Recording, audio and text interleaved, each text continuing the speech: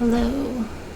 Today we will be going to the Lost City of Amdapor. Okay. I really like the music in this one. It's very chill. But at the same time, I don't like this one because it feels humid, you know? And also there's pollen everywhere. I'd probably die here because of my allergies and asthma. But anyway, okay. So this is a level 50 dungeon in post-Rome Reborn. Not everybody has, it's an optional one, so you might not see it as much. But here I'm grabbing like 2 packs of mobs because sometimes you never really know with these level 50 dungeons what the gear is like for people, because people might have just finished MSQ and then they didn't upgrade their gear, or you don't really know if the healer is up to par. Maybe they just, you know, played MSQ and got experience to get their healer up and they're still relatively new to healing, or they did things with the support, like the NPCs, and they're not used to healing with like random people. So that's why I don't pull the entire wall. I don't pull everything up to the end here. Okay. So with that kind of explanation out of the way, there's a unique little debuff in this first area. This is called Misery. Here, this right here. So something that you might see if you happen to run this and do realize people might spam like console or comfort on you. You might think they're trolling, but it's actually a way to remove that debuff. You can't Asuna that debuff off. You have to, like, most people don't know how to get rid of it. I actually just figured out how to do it for this guide, so because education. But here, let me show you. I ran it unsynced so that I could get this footage. So the debuff comes from this gremlin when it does bad mouth. See, it's like, wait. When it does bad mouth, it's like, you know, saying kind of mean things to me, and then there I get a little sad, you know, because it made fun of me. And so then I asked my friend to Asuna, but Asuna has no effect. I'm still a little miserable. So that's a little sad, right? And so now my friend will do the console emote. See? Look at this. My friend's consoling me, and now I lost the misery thing. So that's a way that you can lose, you can take the debuff off. So if you see that in this dungeon, or notice it in other dungeons where you have the misery debuff and someone is consoling you, that's why. Okay, so this time they are putting misery on my friend, and I am going to try the rally emote to try to get it off. So basically it's just like you cheer up your friend, you know what I'm saying? There. I rallied up my friend, now they lost the debuff. Here, I've prepared this so you can see the chat.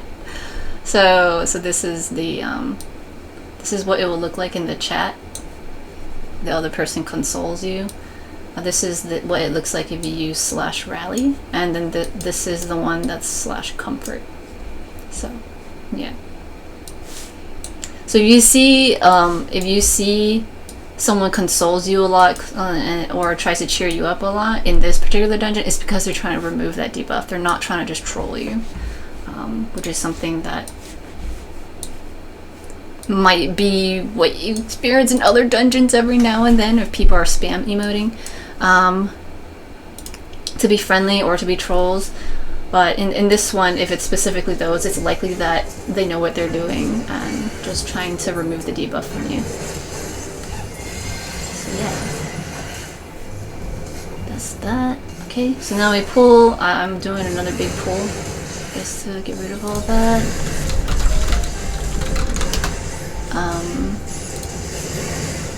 The misery debuff, by the way, it increases the damage that you receive.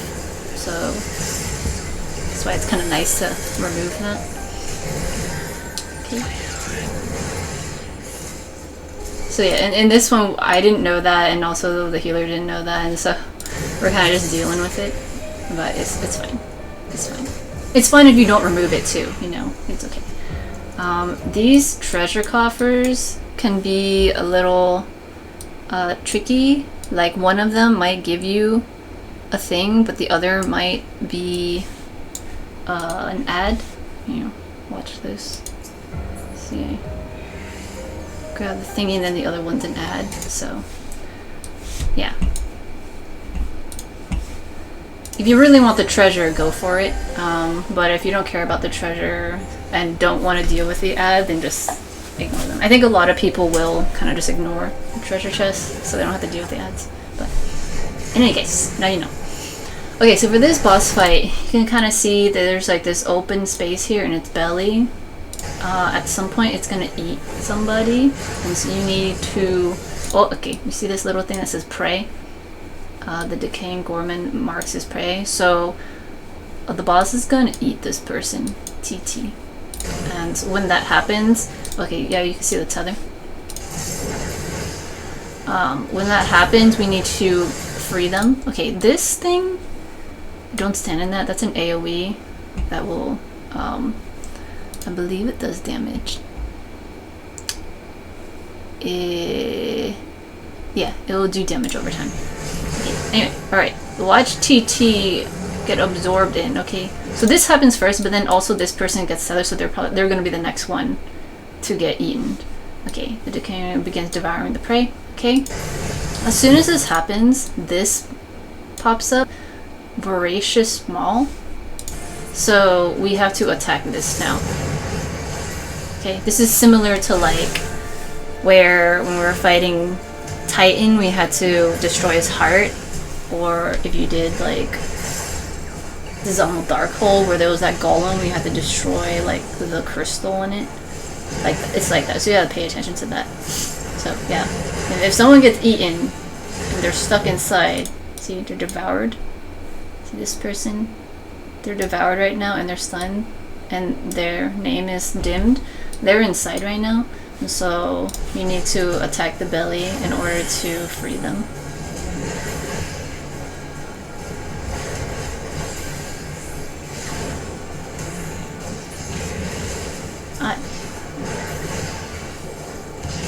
So yeah, remember not to stand in this like poisony thingy back there. Okay, that's that fight. Next we get a bunch of ads.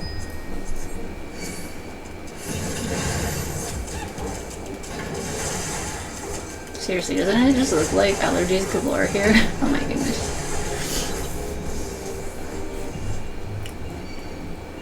Okay, this mold colony, like before it generates these ads once you get close to it. And some of them will explode, and you gotta avoid the AoEs, and look at how much poison there is, so you know, healers watch out for that and Asuna them.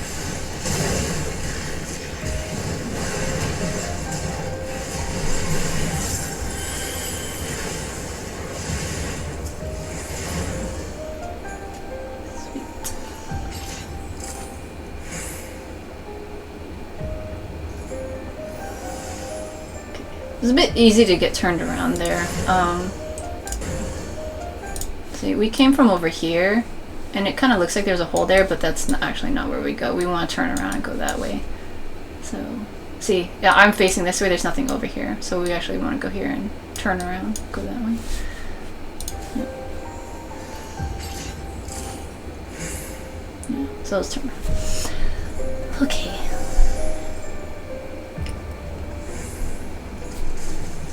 Next set of stuff.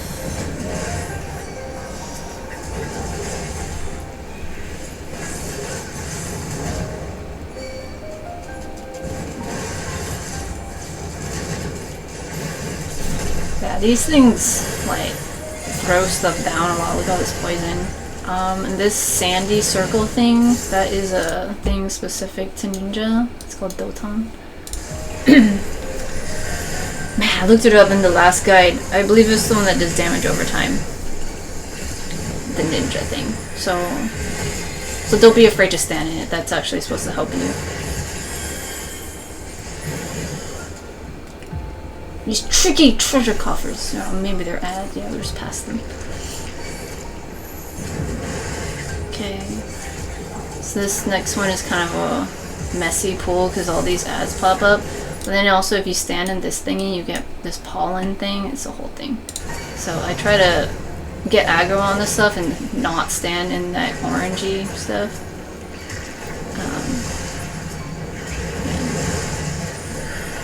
Look at all this poison. Ugh. And then, okay, there's a lot of ads and a lot of smoke and pollen and stuff, so it can be a little overwhelming. Oh, look at all this poison.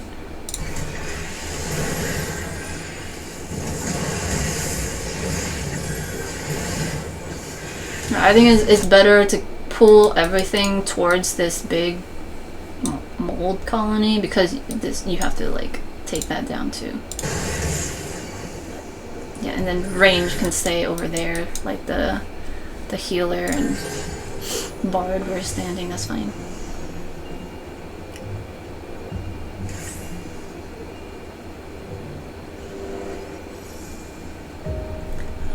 Okay, this one is this mechanic. If you don't know it, it can take forever to finish this fight. What happens is there's this ad and that's hanging out, and this is actually the boss. This big thing over here that's flying around. The boss will keep flying above for a long time if you don't bait it. And the way that you bait it is by destroying an ad and then getting hit by the AoE from the ad. Okay, so as soon as the ad dies, it will shoot this like pink stuff, and then you get this debuff. It's called scale flakes. And then as soon as somebody has the scale flakes, it would be better if it was the tank that has it. The boss will target that person. Okay, so like anybody can get hit with this, but it's better if the tank gets it so that they're the ones that get targeted. Okay, Ario, I don't know how to pronounce this, catches scent of the Wamora's scale flakes. Okay, so then now it's gonna come down from flying around, and it's gonna try to get me. And that means it will be low enough for us to target it. At the same time, there'll be more ads coming around. But yeah, see, now I can target this thing. And it will do front, like, cleaves and stuff. Now, the other ads will continue when, you know, they'll do their own set of attacks and stuff. You can avoid those. Especially if you're not the tank, avoid them. So then, like, see, I got... Okay, fortunately, I already had a stack of the scale flakes. If someone else has it and I lose mine, then the boss will likely go target them. But I got two, so it will still go to me because I still have a higher amount. Yeah, so it's like the highest amount of things. Okay, there's a lot of other stuff too. There's like this poison stuff and ads here, so you just, you know, yeah, avoid that. Don't stand in the green thing either. That's how you get the pollen thing.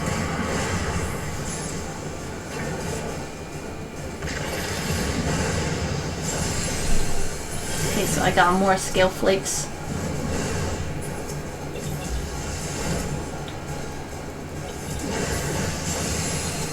That's the biggest thing in terms of mechanics for this one. Making sure somebody gets hit with the scale flakes so you can bring the boss down. Oh, also, just to point out, usually if there's a big AoE in the middle of the stage somewhere, like, and you have a melee person, I try to angle the boss so that the melee person can get the back and the side. So see right now, the boss is like facing this way. They're facing me, but like the back is over here. I end up moving a little to the left. See, I moved over here. So then the ninja could be right at the back, and then if they want to do their positionals, they can also stand on the side here. So this is something to help out with like the DPS, because if the melee people can hit their positionals, then they'll deal more damage, and it just helps the party overall. So if people complain about like position the boss correctly, or like, you know, can you move the boss, that is likely what they're talking about, so that the melee can do their job better. It's not that big of a deal, but some people get a little like fussy about it, so that's what that's about. Okay, here we need to take down these white mage stones. There's two, and you can see them tethered to this thingy. So I always just bring everything to one of the stones, and then I use my AoE attack to hit everything. And then as soon as one of the stones is down, see, is destroyed, then I go to the other one. I bring everything over here. Watch out for AoEs. Oh, they got hit by stuff.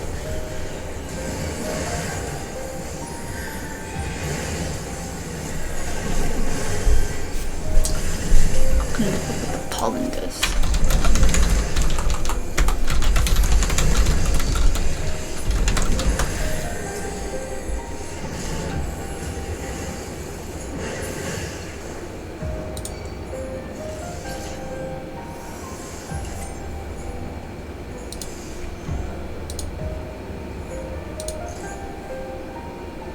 Okay, same thing down here.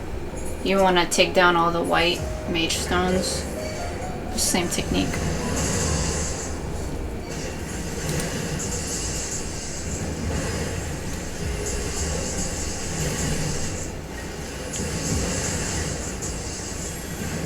Okay, yeah, pollen and poison basically the same thing. You just take damage over time. Specifically, it fills your lungs. I told you it's all up in the asthma and allergies and stuff here.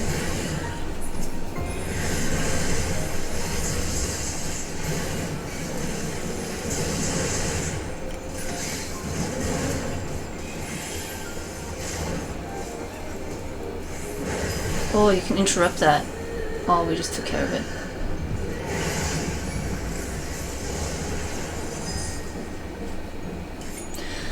This last fight is a little tricky. If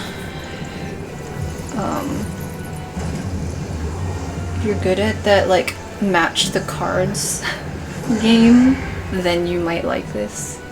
But it usually trips up a lot of people. So, with this boss, as soon as you start the fight, we're gonna get doors on the outside. I'm gonna pause it. All these doors have a color and a symbol. So this one's like a red, whatever that is, like a griffin? A dragon? I don't know. Okay, this one's a green. Is this a griffin? I don't know, but it's a green one, okay? It's green. Okay, this one is a green butterfly, okay? Oh, man, turn the camera left. Okay. This green, maybe griffin. This red, maybe an eagle. This is a blue gubwe. Okay, this is a green griffin. Would you say griffin? Okay, so the situation here is all these doors will pop up at the beginning, and you can see the color and the shape of whatever animal, monster it is. And later in the fight, you'll have to open the door that pairs up with the other one. So here, just in this screenshot, this frame here, I see this green griffin thingy, and I see this one. So that means I want to open this door, and I want to open this door in order to resolve the mechanic.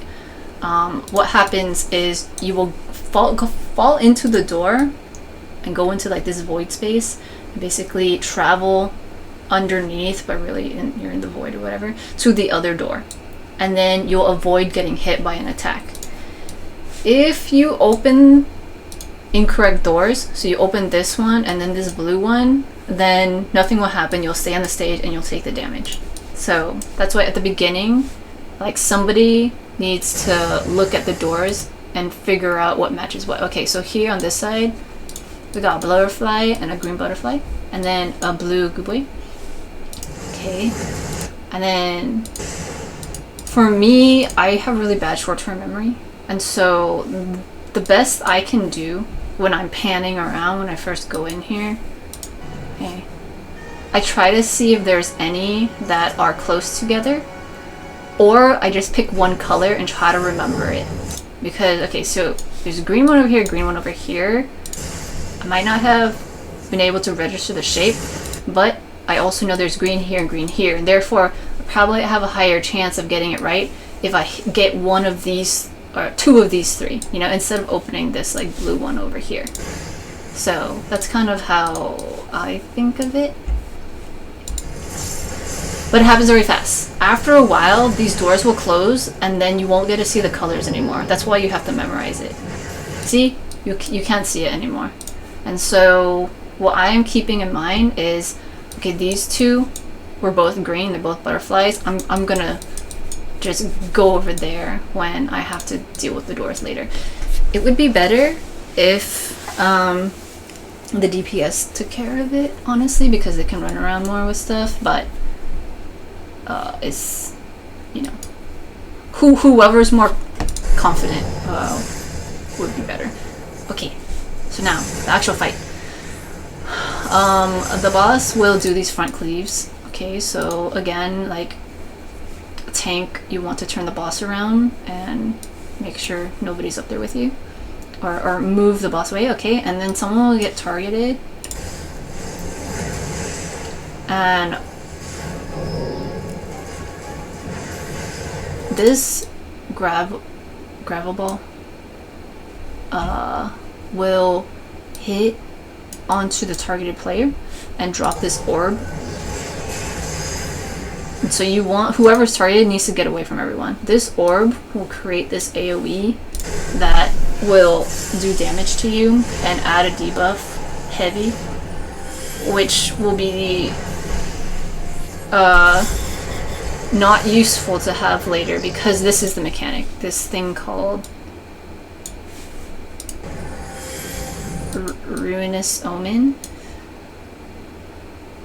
This is the move that you want to pay attention to. This will do heavy damage. As soon as you see this, you want to go open one of the doors. So I see this, so I'm running towards a door to open one. There, I open a door, and then this person over here, TT, is like trying to open this other door. But we didn't make it in time. Okay, it's a lot happening. So let's try to slow it down. This is me. I'm opening this door. Okay, this purple green butterfly that I saw at the beginning.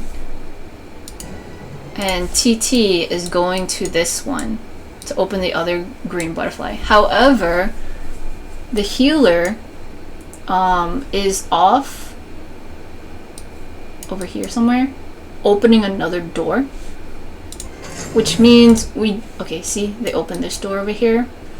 I know that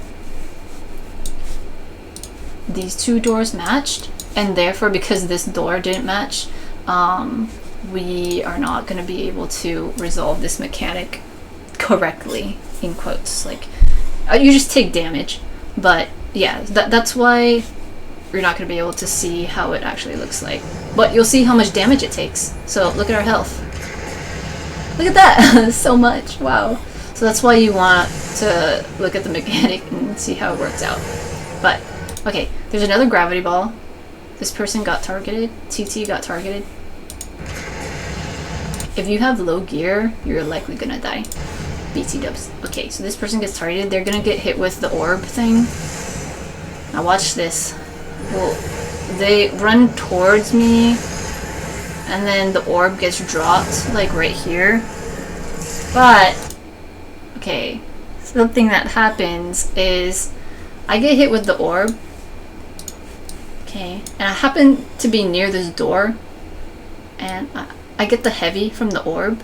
The reason why having the heavy is not great is if you're the one having to like open the door and stuff, and then you can't run to go get it. But anyway, a benefit of the door being open and this void being here, you can then see the other doors. So if you couldn't remember it just from the beginning, you can take a look there. Okay, let's also see maybe here. Right before the other one, did it show it?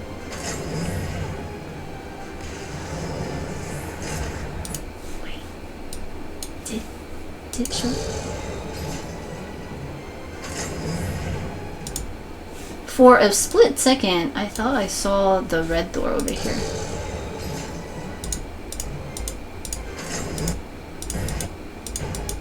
Okay, see, you can kind of see a red thingy here, but it might also just be these sparkle things. I don't see any of the other colors. But it might just be because that's the one that they opened over there, this one. But anyway, okay, the point is, Luminous Omen does a lot, and the way you avoid it is going through the door. And we end up going through the door just at the wrong time, but I will show you what it looks like when you go into the door. Okay, the thing opens, everyone gets sucked into this door. Look at all these circles. Oh, look at all these eyeballs too. It's spooky. Okay, everyone gets sucked into the door. Okay, and now you can't see us because we are void bound. We're like in the void right now.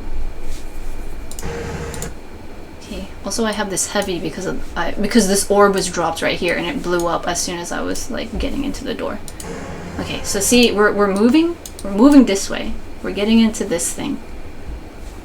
Oh, and also while we're moving to the void, you can see the doors again. That's what I was saying. So then you can match it up for the next time. Okay, once we get to the other door, then we come back. Okay, so that is how you would deal with the Ruinous Omen that did a bunch of attack. If you get the door mechanic correct, then you won't get hit with stuff. But yeah, okay. I'm gonna try to reposition stuff, kind of. Okay, sprayed wide.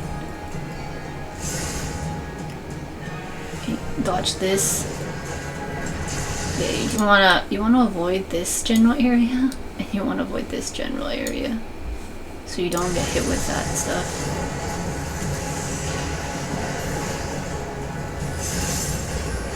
Okay, and there's like the front cleaves and stuff.